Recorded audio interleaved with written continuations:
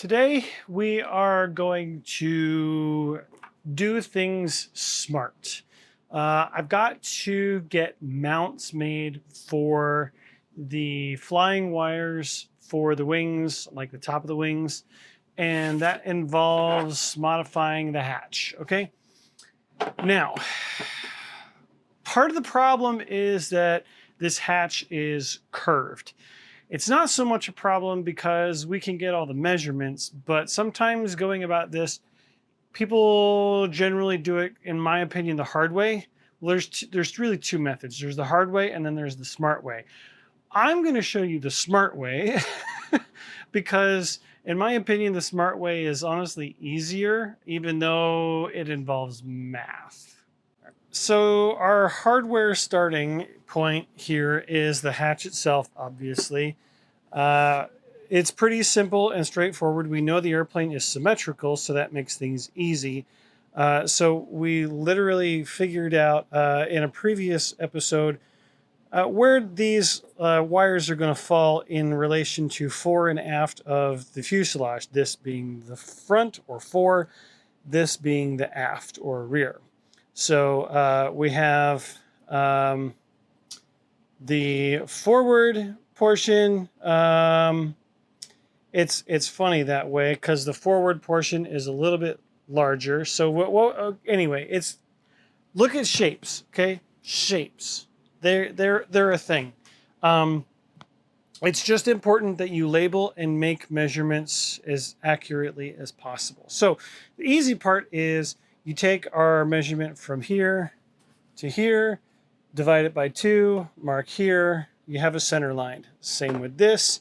And then from there, you use reference points to figure out where you need to be here. In our case, the lines run a parallel datum with the bottom portion of the windscreen. So I put this on the model and made a TLAR mark that is accurate enough, in my opinion, for where this needs to go. From this point, I measured down to the bottom and made a similar measurement here because close enough.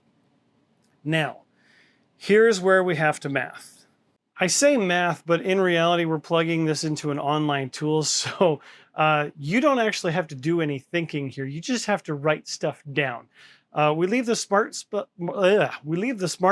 to the smart things or smart people, and so use your resources wisely. In our case, we're going to use an online tool to do this calculation, but we need 2 measurements.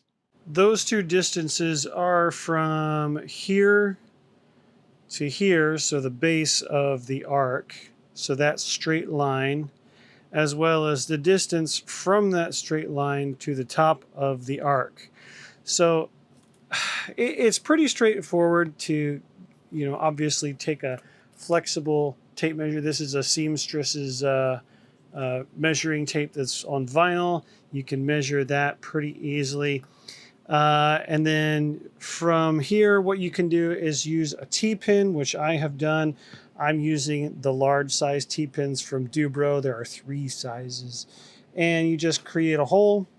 And then I used this piece of string to fish in between both of those holes. And yeah, that's how you measure the base. You just mark it. You can see there's a little bit of marker here. So that's how you measure the distance of the base. Now we have to measure the height, and that's where things get a little bit more tricky. I'm going to put you on the tripod and show you how I do this. All right, like I said, I'm going to do my best here. Okay, so we've got our string run through. I hope you can see that. Yeah, okay, so the string is run through. I've got the knot on one side and then the other on the other. And to help make things a little bit easier on your life, take a piece of tape and tape this dude a little bit tight. Okay? Doesn't have to be crazy, just needs to be tight enough so that we can get a straight measurement across. Okay? Now you need 2 rulers. Ruler because typically rulers have end space at the end of each part of the ruler. And so you don't actually get a good end stop measurement. I could use my digital calipers for this, but not everybody has those. So that's why I'm using common tools here. So I am going to go down, straight down to this spar. Okay, and that gives me height right on the 2.9 millimeter mark. So now I'm going to use my other ruler and measure what that actually is. So that actually is 2.9. So that is 3.5. So we're at 3.5 centimeters. But remember, so we're at the aft, so we're at 3.5, but we have this additional space to get through. Now, the reason I went down to that spar for this location is because I can more easily measure this distance here. And I already know that the thickness based off of the side profile here, measuring this, that's 1.5 millimeter thick balsa. So I can measure the thickness here. And that's looking like 3 millimeters. So I go back to this one and measure at 3 millimeters.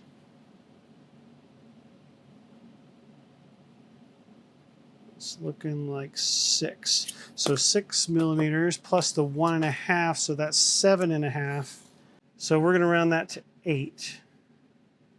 So this is 4.3.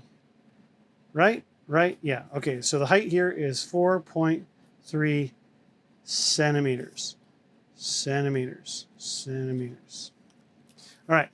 I'm going to do the 4 real quick. All right. So I've got my measurements here, and it is 21.3 centimeter base with 4.2 centimeter height and 19.7 centimeter base with a 4.3 centimeter base. So shorter span, higher height, wider span, lower height. Interesting. That's why I did both, because geometry, you can't assume that they're the same. So I need 2 different specific measurements here. So let's go over to the computer box and I'll show you the tool. All right, I'm going to try to do this one-handed so I can show you guys. So this is a tool I found online, handymath.com. I'll put a link in the description.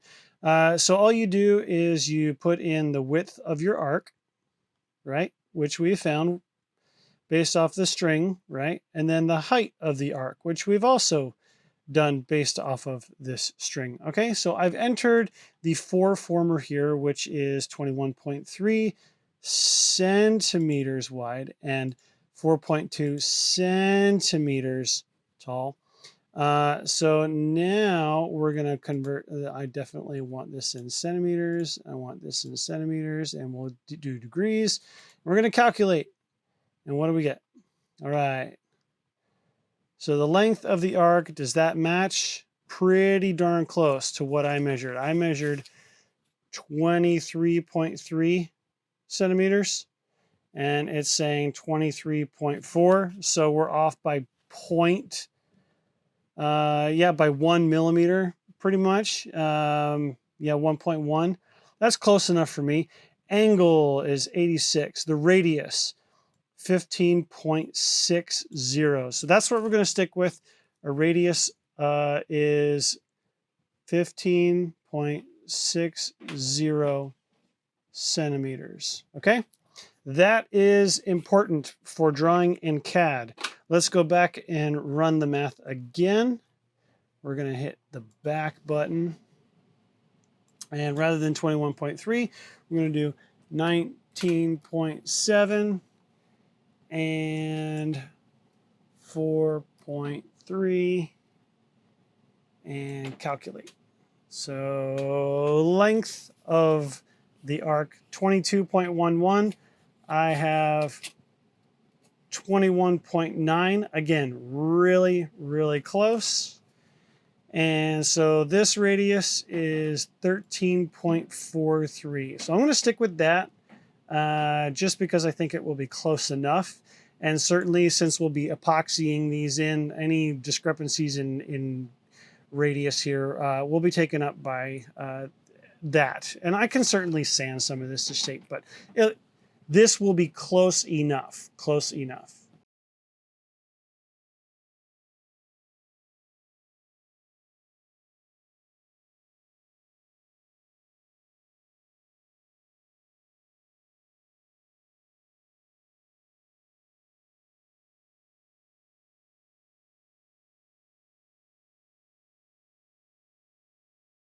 All right, new day, new set of updates for this episode. So we have final products here. So let me turn the camera around, give you guys a little bit of an update on some of the design, as well as some modifications I had to do to the design because things. All right, so on the workbench, we've got the two 3D prints as a consequence of the design that I showed you guys. So it's pretty straightforward. I had originally designed in some notches that were like this, but they were angled specifically to the curvature. I forgot about needs for installation. Yeah, I didn't think about the actual like setting it in the hatch. So there's that. And then in addition to that, I could not actually account for this actually fitting this in here. Yeah, I had to lop off half a centimeter on each end of this, so that's no longer pointed. But otherwise, this fits perfectly. This notch fits perfectly over top of that. This bridge fits perfectly over top of that, so that I can reinstall those pins there. I actually am considering not installing those. Let me explain. So the idea here is that upon installing the model or assembling the model, these wires will be essentially permanently affixed to the hatch and then temporarily attached to the wings. So the order of operations to remove the hatch would be 4 screws from the wings, and then the hatch would lift off with the wires. Okay. So that being said, the wires would actually function as a means to keep the hatch down. The risk that is being run there is that the solder joints aren't going to fatigue and fail. Or if one is, it's not going to be so catastrophic that the hatch will completely come off. Okay, so there's that. Given my experience of this technique of doing the flat flying wires with the threaded all thread in this way, and doing the silver soldering with the special flux and whatnot, I haven't seen any of those fail just yet. I've done that now on the P26, the P shooter. Yeah, P26, and then the GB I did on the giant scale Great Plains GB. So having done that already and not seeing any major catastrophic failures of it. Oh, and I also did it on the PT20. I did it on the Ryan. And yeah, those solder joints are holding up just fine. As long as you do them right in the first place, they're so far in all of the flights, things are going fine. So I'm considering it. We'll go from there. Anyway, moving on. So what I will do next is put you guys on the tripod here and go through the process of epoxying these in place. It's honestly pretty straightforward. It's just sort of dry fit them, and then I'll mix up some epoxy and use a Q-tip to spread it underneath, set them in place, and let it cure out.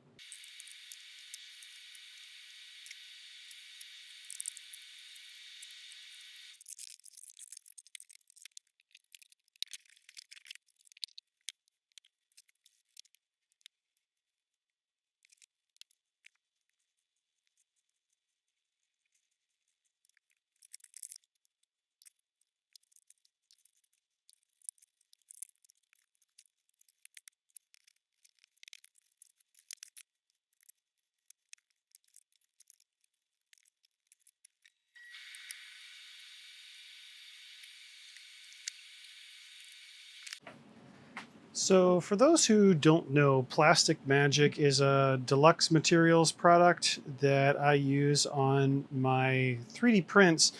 I didn't really cover that, but I use it essentially as a layer adhesive, and I did coat this part with the Plastic Magic, allowed it to sink into the layers so that it helps create a more chemical bond rather than simply just relying on the heat adhesion. I find that it makes a little bit stronger prints, especially since this is going to be under tension. I want to make sure that these are adequately strong parts and that will be long lasting. I'm using ABS prints here because that's what I'm familiar with. I know that it's heat and UV stable, and so it should provide a long service life. The idea here is that these holes that I had 3D printed into the part will have a piece of all thread that will come through the hatch, and I'll use a nylon lock nut on the back side as I install the wire and assemble the bottle. And after a session of sanding, we have something that is ready for paint. Yes, that's a lot of sanding. Okay, so we have a completely smoothed out surface. I did go ahead and drill these out so that I can accept the 440 threaded rod that I will be using. It's a snug fit, it works, but it's hard one-handed for a reason, okay? But trust me, it goes through. I'm really happy with this. I'm really happy with how this has turned out. The primer has done really well. I'm excited for how this finish is going to be. It's just slightly wavy enough for my liking, but it's still very straight, as you can see from that light reflection. Nice finish. I'm really excited. It's going to be a very scale finish. All right, what's up next? Well, what's up next is something that you still don't want to see. It's more sanding. I've got the fuselage here with the second coat of primer on it, ready to be scrubbed down again. Hopefully this will be the last time, but we'll see. I want to make sure that this is done right, but you guys don't really want to see that. I get it. So we're going to move on. Until next time, make sure you guys are heading on over to dubro.com, making sure that you're using that code Josh10 at checkout. Saves you guys 10% and helps get you guys in the air for a little bit less money. And I don't get anything from that. So, you know, it's on you if you choose not to use it. So, until next time, guys, I'm going to keep on working on this flying work of art.